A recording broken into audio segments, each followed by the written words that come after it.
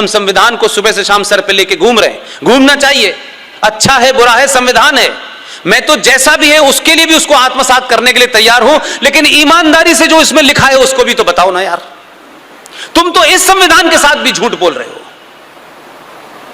मुझे नहीं पता आप में से कितने लोगों को पता होगा, बहुत सारे बुजुर्ग लोग हैं, क्या किसी ने संविधान की ओरिजिनल कॉपी देखी है? कोई हाथ उठा के बताए किसी ने देखी है? क्या उस ओरिजिनल संविधान की कॉपी मार्केट में मिलती है आज? क्यों नहीं मिलेगी भाई? हर साल भारत सरकार को संविधान की एक कॉपी जारी करनी होती है। वो लाइब्रेरी के लिए होती है कि हमने इस संविधान में कितनी छेड़छाड़ की, कितनी नहीं की, किसको बदला, किसको हटाया। ओरिजिनल कॉपी आपको अगर लेनी है तो किसी मेंबर ऑफ पार्लियामेंट की रिकमेंडेशन से आप लोकसभा से ले सकते हैं।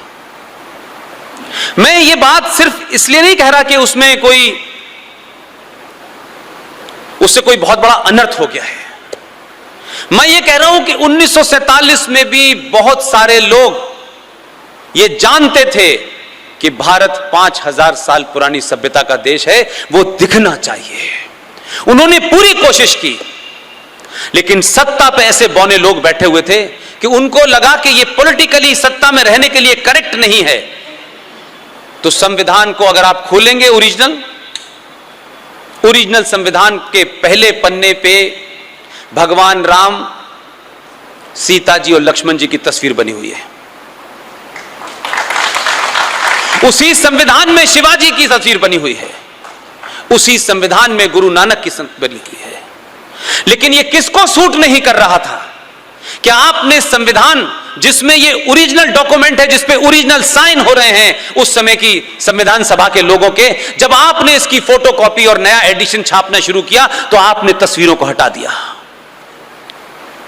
उस वक्त तो संविधान सभा में कोई आरएसएस और जनसंघ का आदमी नहीं था।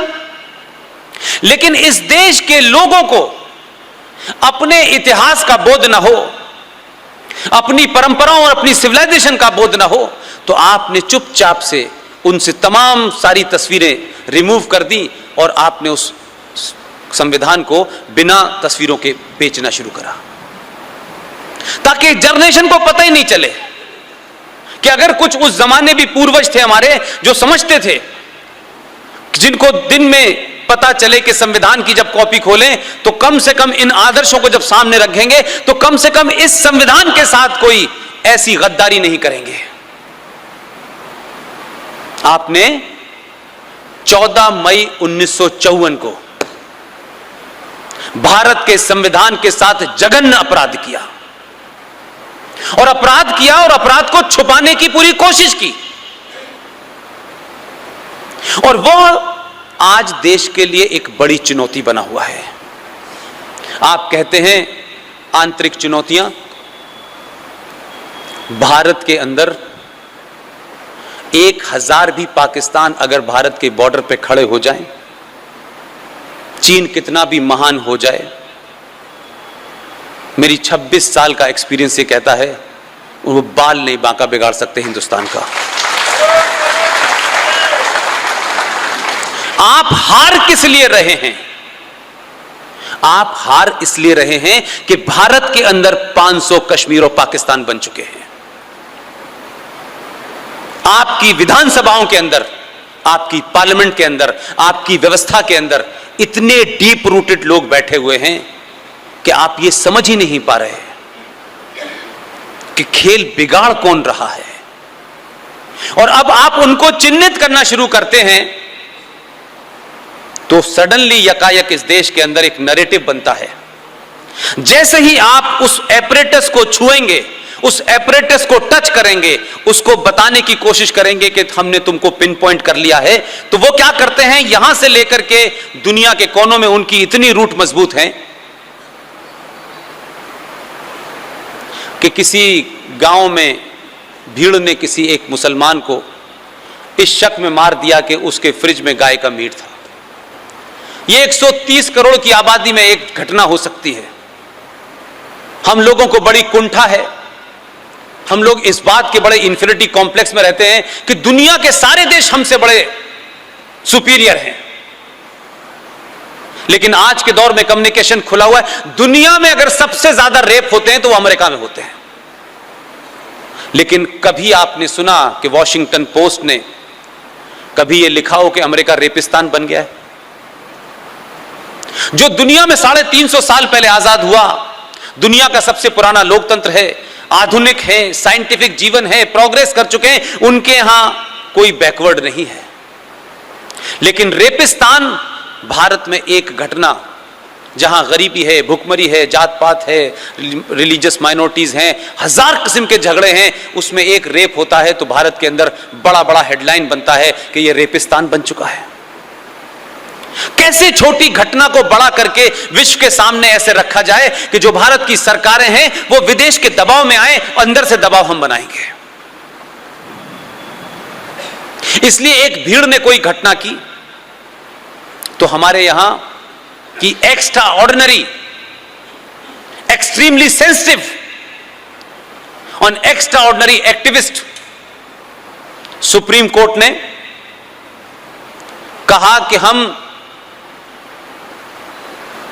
ये जो मॉब लिंचिंग है, we are not going to tolerate it any cost.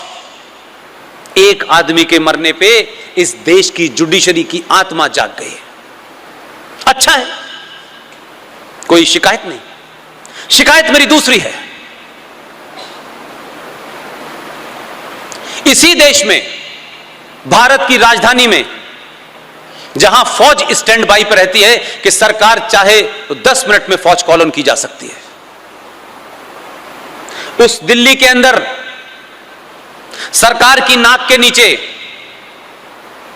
व्यवस्था की देखरेख में आजाद भारत के अंदर अगर पहली कोई मॉब लिंचिंग हुई है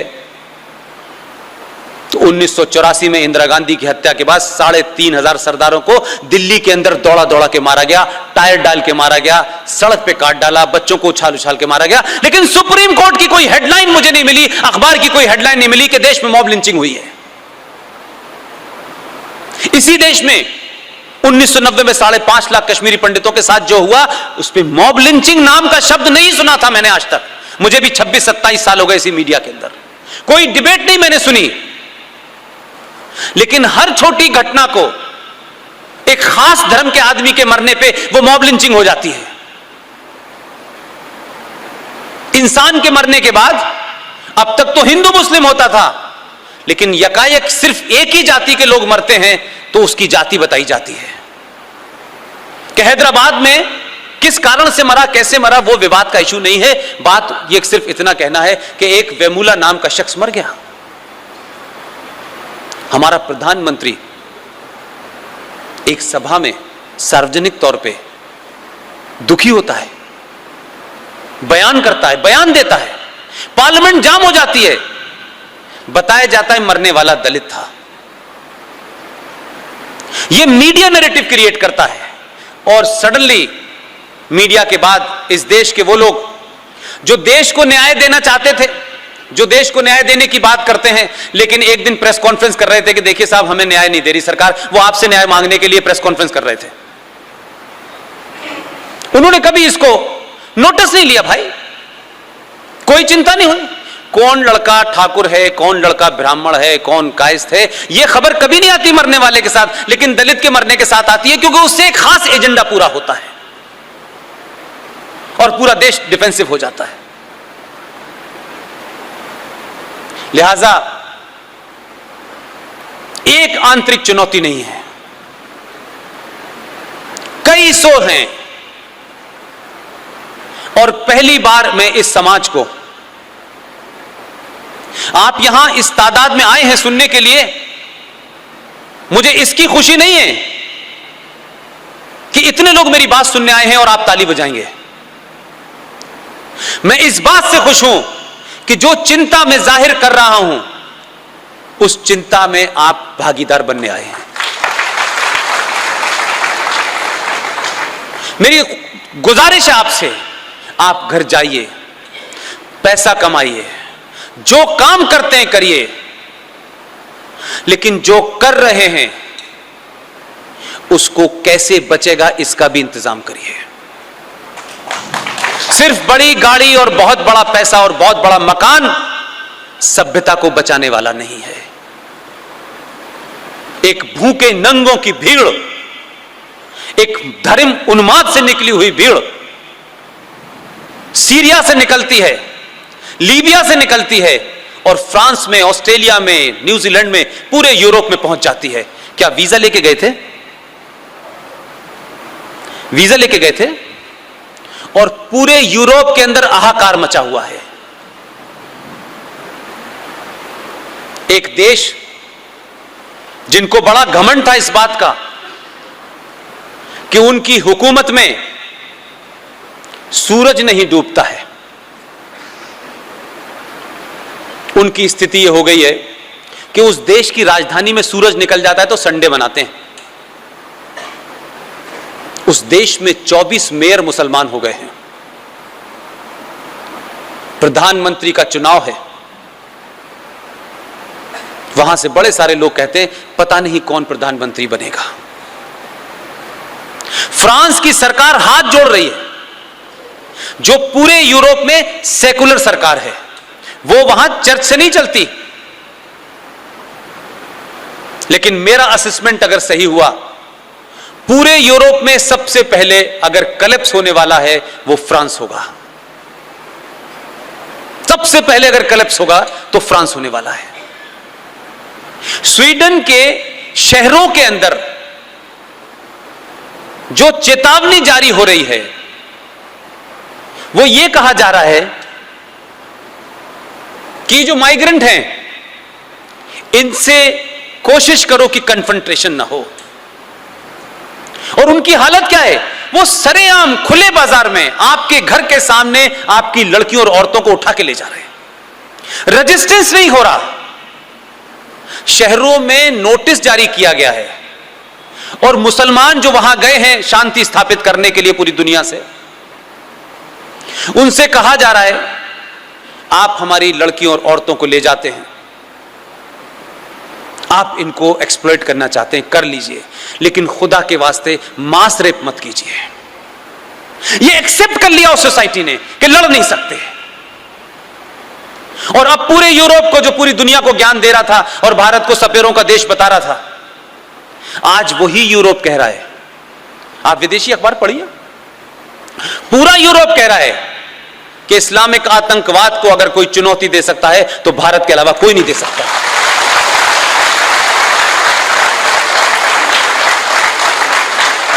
तो पहचानिए इस ताकत को, क्योंकि हमारे यहां है कि जब तक अंग्रेज और अंग्रेजी बोलने वाला आपको सर्टिफिकेट ना दे दे तब तक आपको मजा नहीं आता,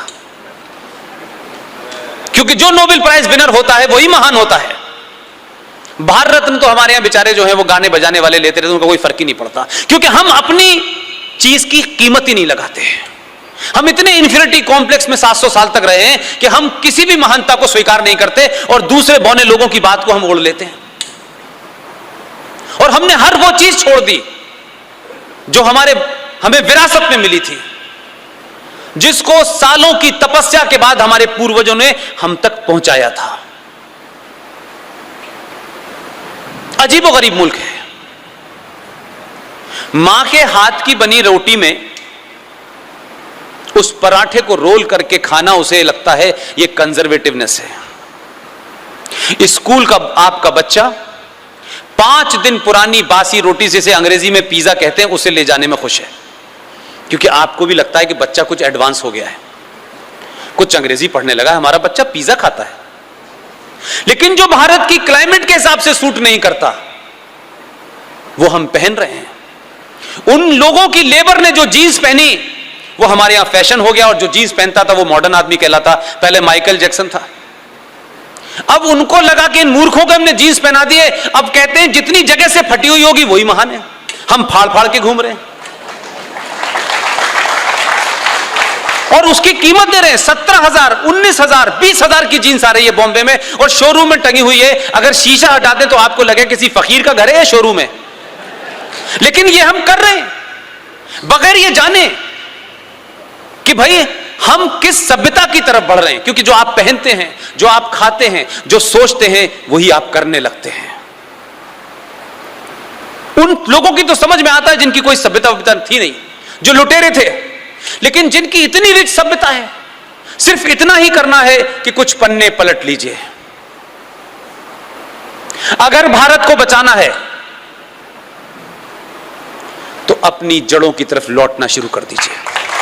राजस्थान में कल कोरोना के 3,491 नए मामले दर्ज किए गए हैं, जबकि इसमें 15 लोगों की मौत हुई है। इन मामलों के बाद राज्य में सक्रिय मामलों की संख्या 29,530 हो गई है। वहीं पिछले 24 घंटों में राज्य में 7,758 लोग ऐसे हैं जिन्होंने कोरोना संक्रमण को मात दे दिया है। राज्य में कुल सक्रिय कोविड मामलों में से 62.5% 9 जिलों में हैं। राजस्थान स्वास्थ्य विभाग के जरिए जारी बुलेटिन का मुताबिक राज्य के सबसे अधिक सक्रिय मामले जयपुर जिले में हैं, जहां 7,724 मामलों का इलाज चल रहा है। उसके बाद जोधपुर में 1846, अलवर में 1636, गंगानगर में 1518, उदयपुर में 1219, भीलवाड़ा में 1198, राजसमंद में 1166, कोटा में 1085 और अजमेर में 1073 सक्रिय मामले हैं। राजस्थान के बाकी 24 जिलों में 11,065 मामले सक्रिय मामले हैं, जबकि पिछले 24 घंटों में सक्रिय मामले 33,812 से घटकर 29,530 हो गए हैं। राजधानी जयपुर में कल कोरोना के 804 नए मामले सामने आए। इसके बावजूद सक्रिय मामलों की संख्या घटकर 8,867 से घटकर 7,724 हो गई है। गुरुवार को आए नए संक्रमण के मामले 3,491 के बाद, जिसके बाद राज्य में अब तक कोरोना से 12,58,110 लोग संक्रमित हो चुके हैं। वहीं कोरोना से अब तक होने वाली मौतों का आंकड़ा 9,439 पर पहुंच गया है। संक्रमण दर में कमी, फिर भी होने वाली मौतों कई दिनों से 15 से ऊपर। राज्य में पिछले कई दिनों से संक्रमण के मामलों में गिरावट आई है, फिर भी हर 15 से अधिक लोगों की मौत हो चुकी है। इस महीने में अब तक 171 लोगों की मौत हो चुकी है। इस महीने जयपुर में अब तक 6 लोगों की मौत हो चुकी है, जबकि सीकर में 2, पाली, सवाई माधोपुर, नागौर, झालावाड़, झुंझुनू, बीकानेर और अजमेर में 1-1 संक्रमित की मौत हो चुकी है। स्वास्थ्य विभाग के अधिकारी ने बताया है कि पॉजिटिविटी रेट में तेजी से गिरावट दर्ज की गई है। राज्य में पहले पॉजिटिविटी रेट 15%